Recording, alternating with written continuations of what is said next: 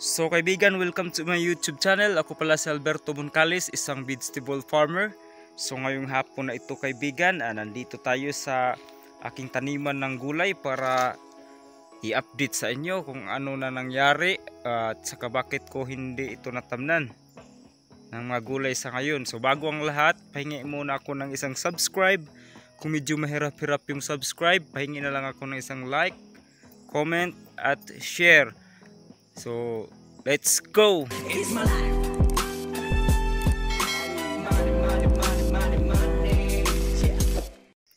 So kaibigan, magandang hapon sa inyong lahat.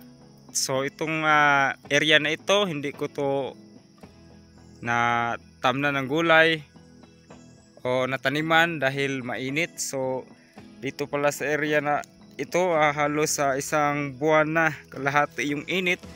So walang tubig dito sa area na ito kaibigan, kung kaya't hindi ko muna to tinamnan para hindi sayang yung pagod kung sakaling tamnan man. Pero inyong makikita na ito'y malinis na kahit hindi pa naararo dahil nag-spray ako ng herbicide para pag may ulan na ipaararo ko ito para yung lupa mabungkal. So dahil ay mainit pa, hindi pa ako nagpaararo kasi wala pang ulan. Yung lupa dito parang parang matigas to. Sabi ng mag-aararo nito dapat paulanin daw muna bago mag-araro siya.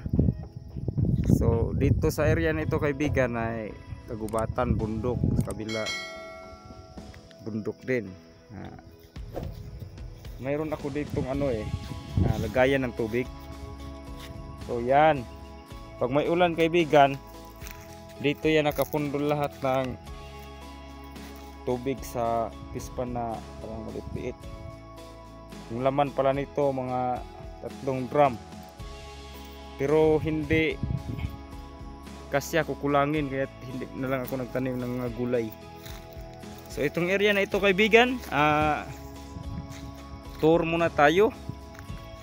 So malaki-laki din to. Ito pala yung tinamnan ko dati ng Bagyo beans, at saka pagkatapos ng Bagyo beans, pitsay.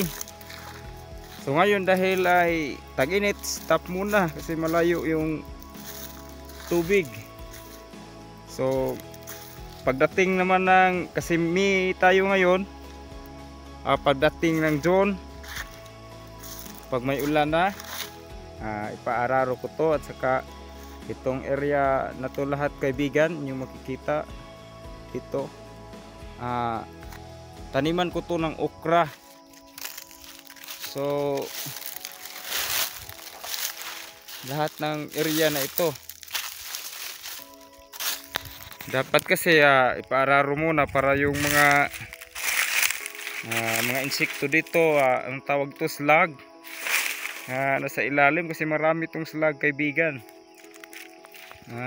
para mararo, para mahaluka yung lupa at saka taniman ng okra. So mayroon ako ditong binhi ng okra, 1 kilo. Susubukan natin magtanim ng okra kasi dito sa area na to natamnan ko na to ng talong, Bagyo beans at saka pitsay.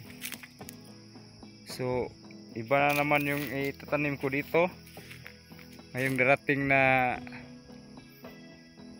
tag-ulan. So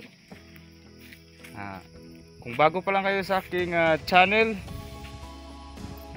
please subscribe to my YouTube channel. Kung medyo mahirap-hirap yung subscribe, kahit ano lang, isang like, comment at share, masaya na ako nun kaibigan. So thank you for watching and God bless. Thank you.